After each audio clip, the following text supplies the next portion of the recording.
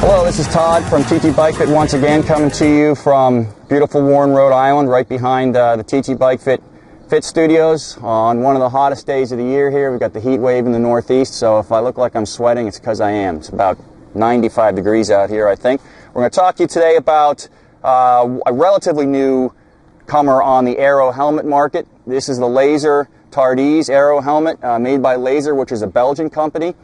And these kind of trickled onto the market a little bit last season, but it's really been this season when they've started to hit.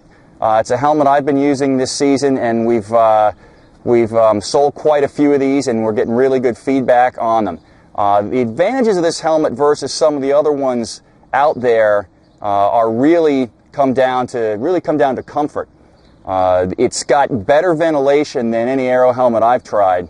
And that's the feedback I'm getting from anybody else. You can see that there's 3 vents up here in the front, plus you've got these vents around the back, and you've got nice channels inside the helmet running above your head, and that really provides for some clear airflow through the helmet, unlike many other Aero helmets where it feels like your head's in a bubble and you really aren't getting any airflow through there at all. With this, it honestly, you forget you have an Aero helmet on. That's been my impression of it, and I've worn it on some really hot days. And so, you know, for a long course helmet or a hot course helmet, and of course Kona jumps to mind right away, I think this is something that's really worth checking out. It's got some other very interesting features as well. One is Lazer's patented Rollsys adjustment system, which is this wheel on top of the helmet, and simply by tightening or loosening this wheel, it controls the tightness of the internal straps in the helmet here. So as you tighten them up, it sort of cinches this whole containment basket here around your head, and it allows you to very comfortably and quickly obtain a solid fit so that the helmet's not rattling around and shaking around uncomfortably on your head. It just sort of sucks down right onto your head. And of course you have the opportunity during a race, especially a long race, a hot race, you want to loosen the helmet up a little bit.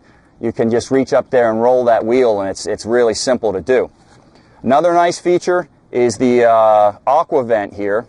So you remove this cover, and you can see inside there's actually a sprinkler distribution system on top of your head. If you look at it from this side, you can see that there's this sort of web with holes in it here.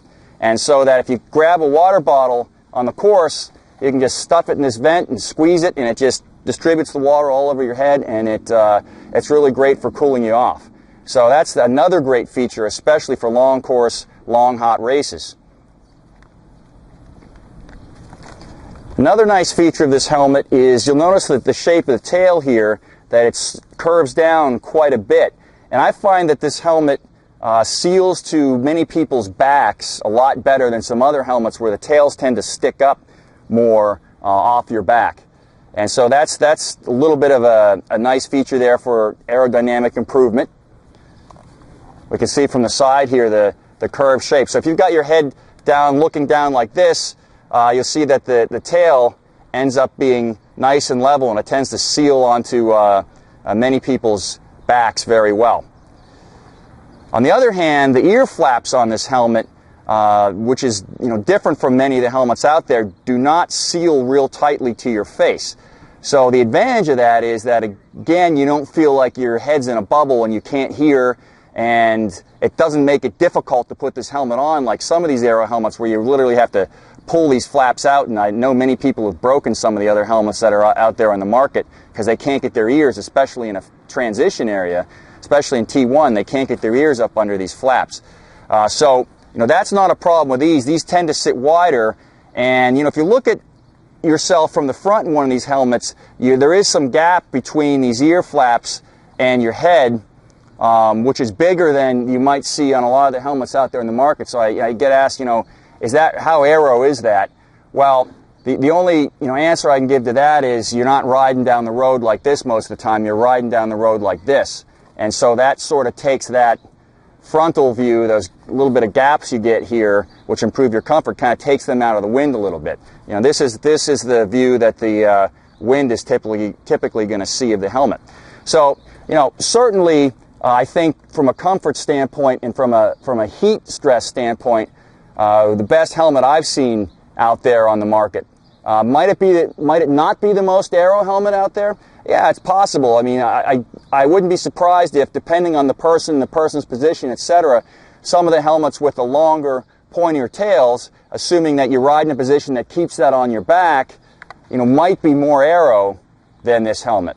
But you know, you have Team Katusha using it on the Pro Tour, you have Team Kelly Benefits using it, and they seem to be fairly happy with it. So, you know, I think it's a great alternative to some of the aero helmets out there that are really hot, not that comfortable. And so it's worth checking out, especially for those people who are doing long course races and doing hotter races.